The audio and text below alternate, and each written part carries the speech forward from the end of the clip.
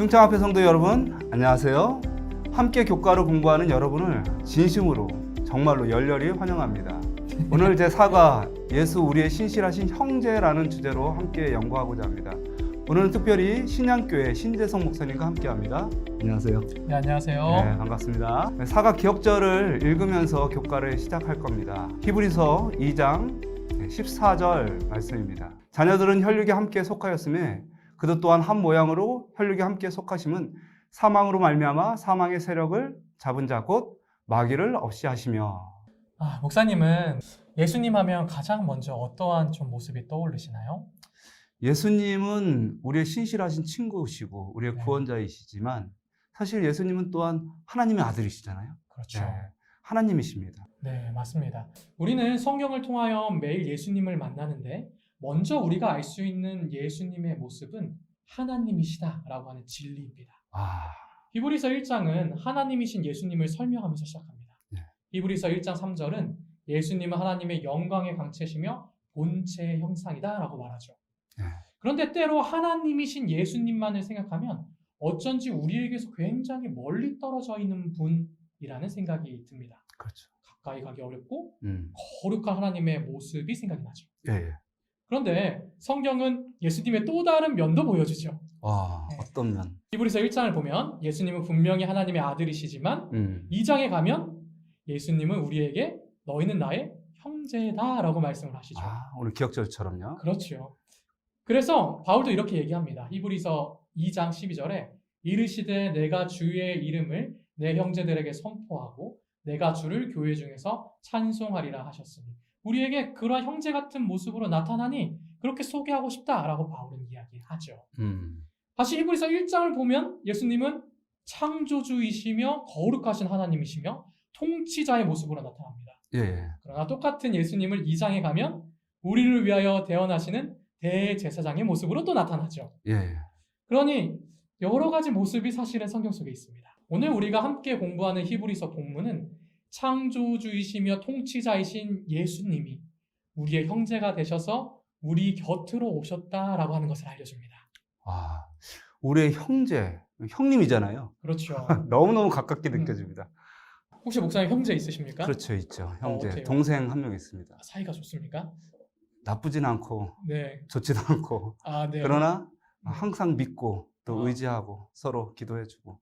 네, 그런 형제입니다. 저는 여동생이 한 명 있는데 어릴 때는 여동생이요? 네. 근데 참 많이 싸웠습니다. 네. 그때 아버지께서 이렇게 부르셔서 네. 저희한테 이런 조언을 하셨거든요. 아, 이 세상에 결국 남게 될 건 너희 둘이다.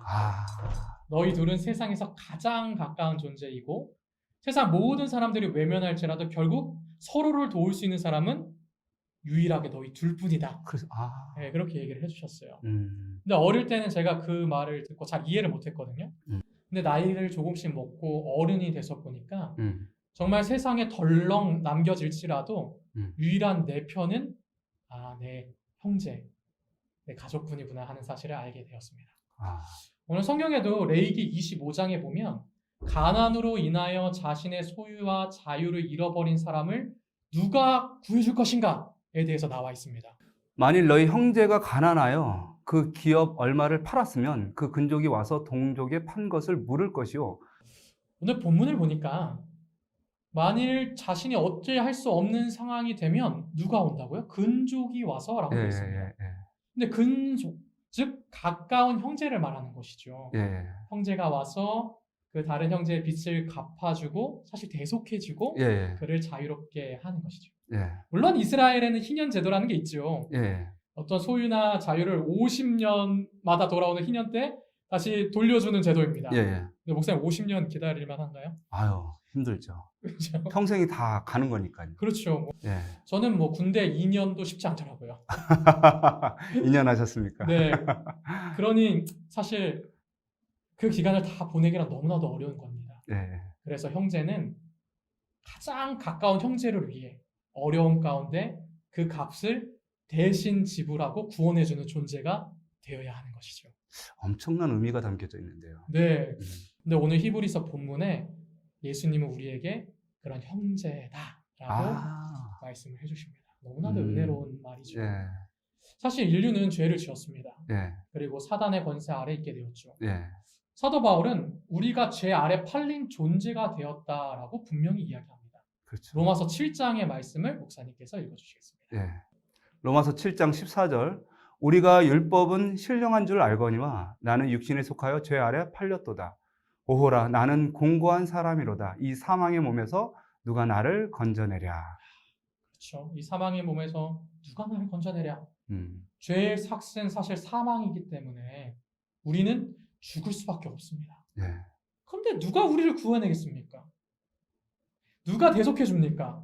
그렇죠. 우리의 가장 가까운 형제 되신 예수님께서 자신의 목숨으로 우리를 구하셨습니다. 네. 히브리서 2장 11절에 분명하게 이렇게 말합니다.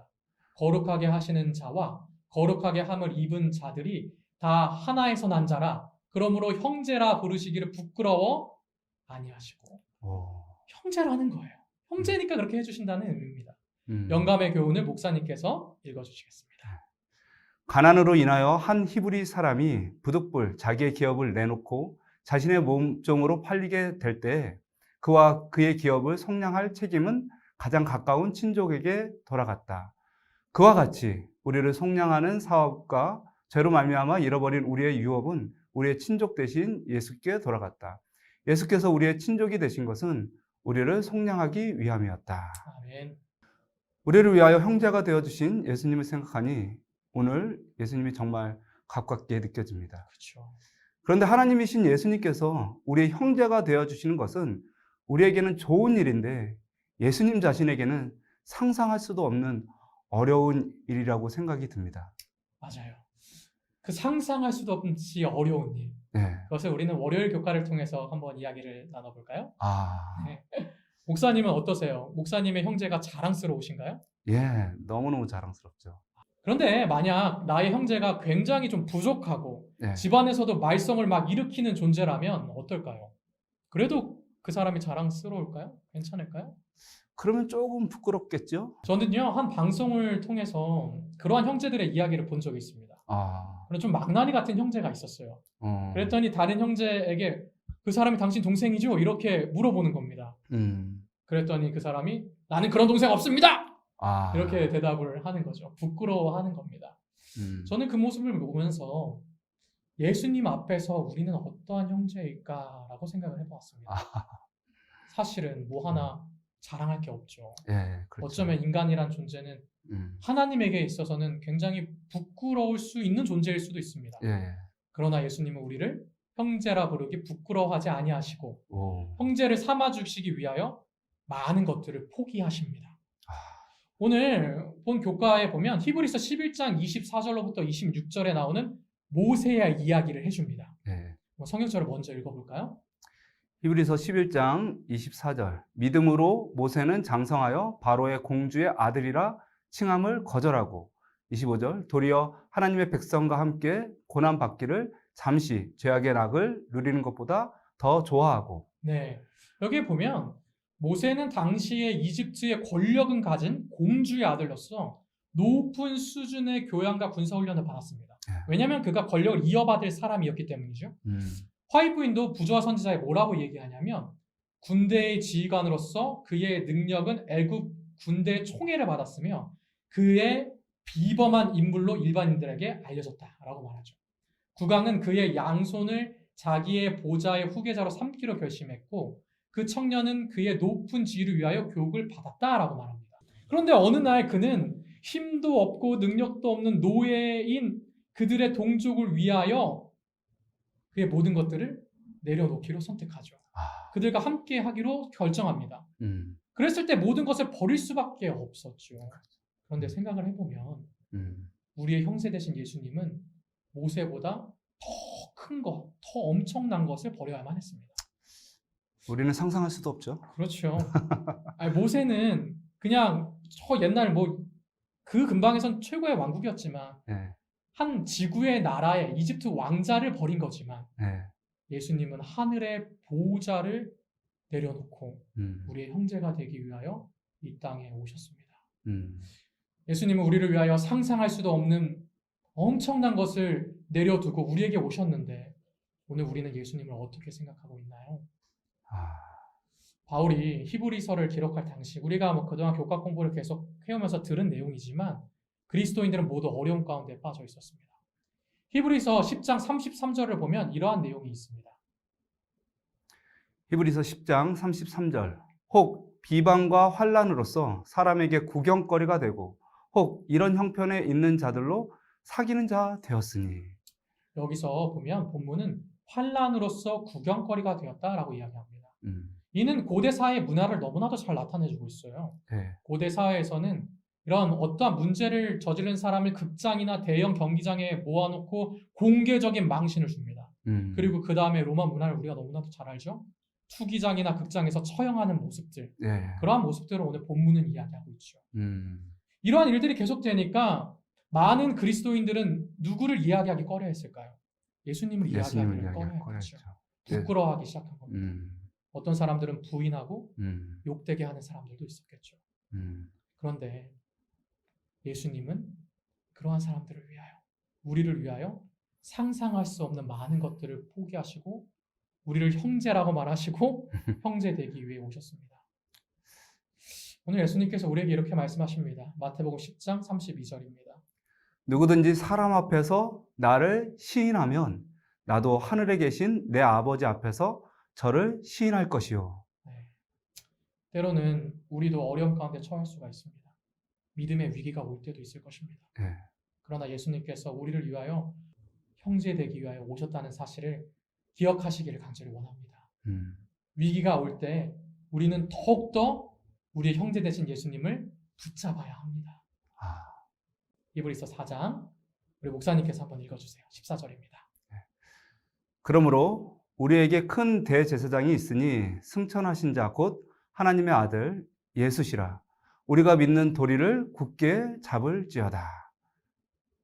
우리의 형제 되신 예수님께서 오늘 우리를 도와주셨으면 좋겠습니다. 아멘. 맞습니다. 영감의 교훈의 글도 목사님께서 읽어주시겠어요? 네. 예수께서는 당신의 아버지를 우리의 아버지로 부르도록 가르치신다. 그분은 우리를 형제라 부르는 것을 부끄러워하지 않으신다.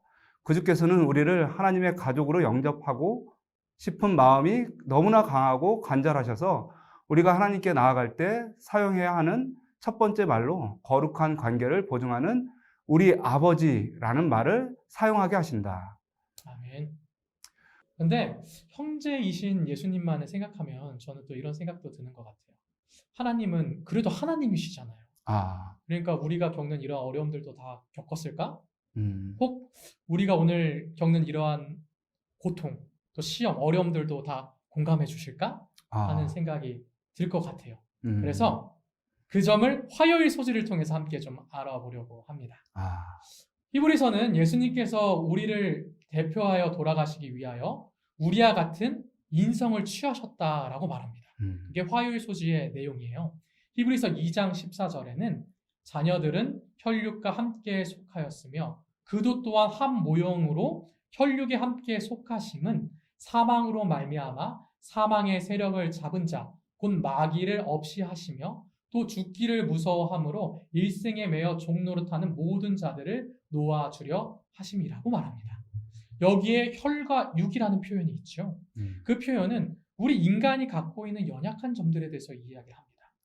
우리 인간은 연약한 육체를 가졌고 또한 부족한 이해력을 가졌죠. 그런데 예수님이신 하나님도 우리와 똑같이 이런 한계를 가지고 오셨다는 거예요. 그런데 예수님은 이러한 한계 속에서도 어떠한 죄도 짓지 않으셨다라고 하는 사실입니다. 히브리서 4장 15절 목사님께서 읽어주시겠습니다.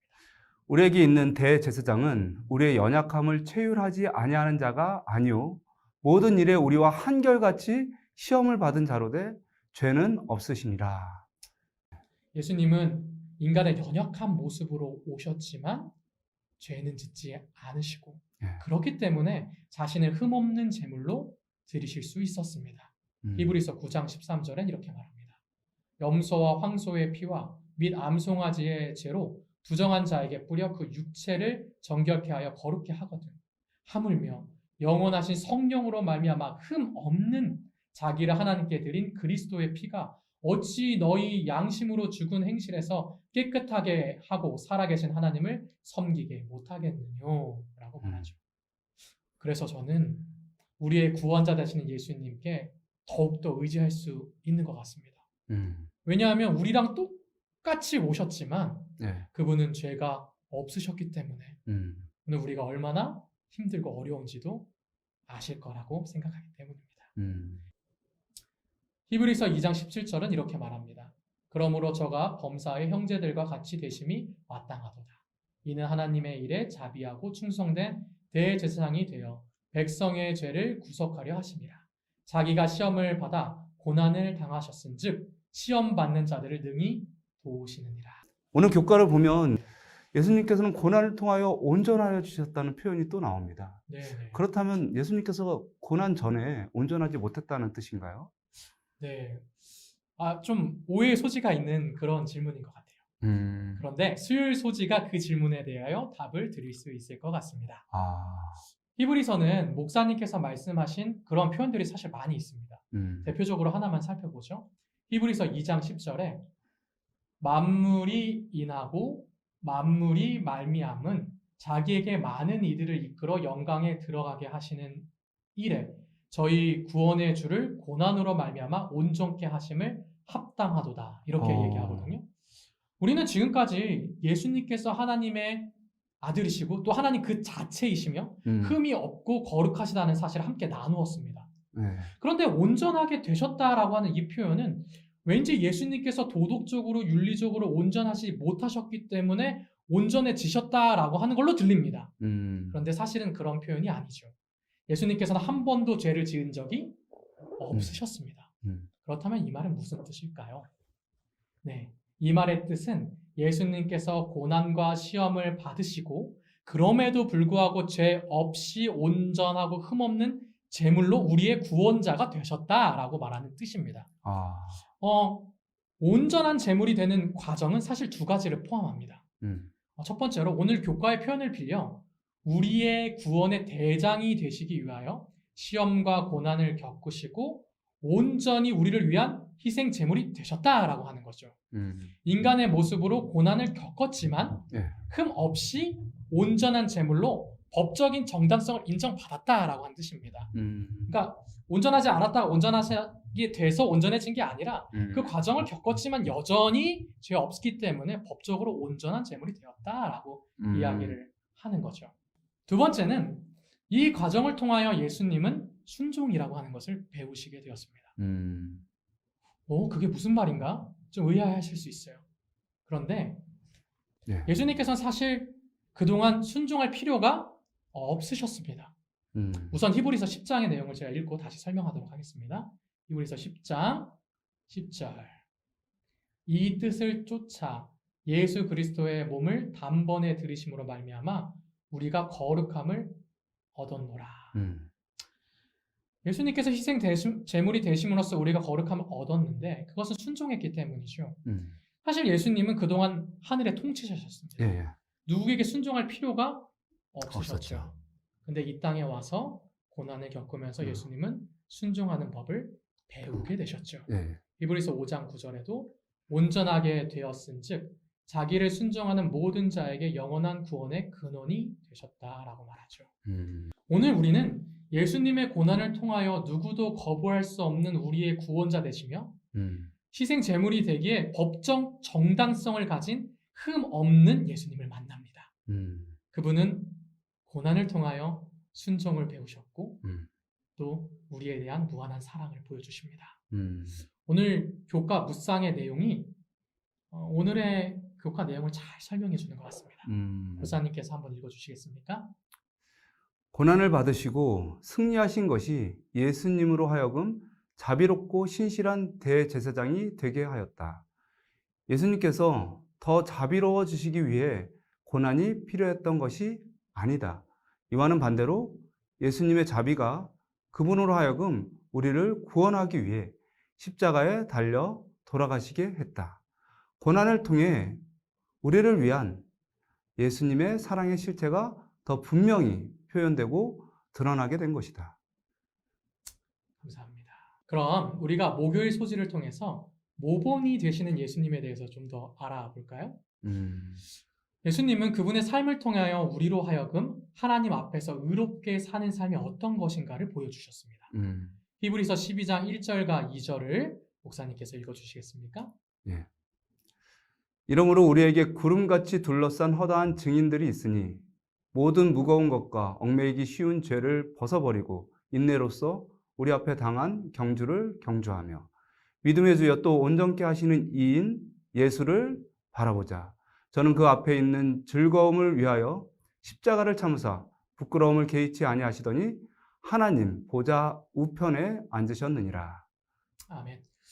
여기서 믿음의 주라고 번역된 이 단어는 원어상 아르케코스라고 하는 단어입니다. 이는 개척자라고 하는 뜻을 가지고 있죠.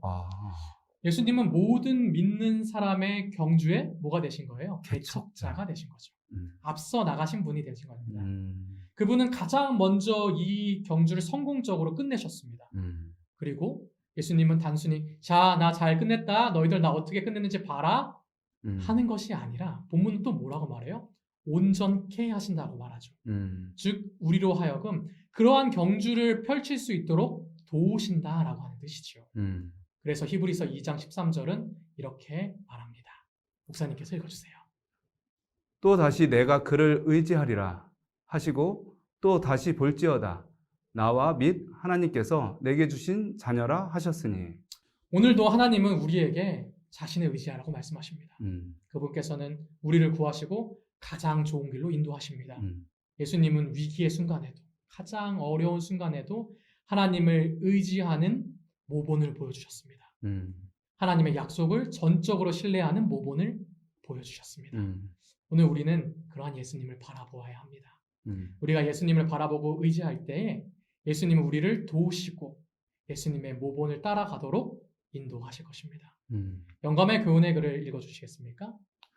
우리들은 믿음의 주요 또 온전케 하시는 이인 예수를 바라보며 기뻐하였다.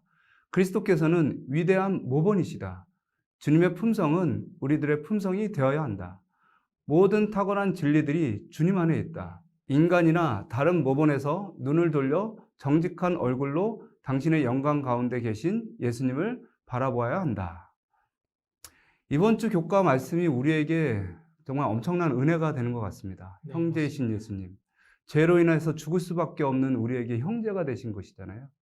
그리고 그분께서 우리를 위해서 모본을 보여주시고 그분을 끝까지 이렇게 바라봤으면 좋겠습니다.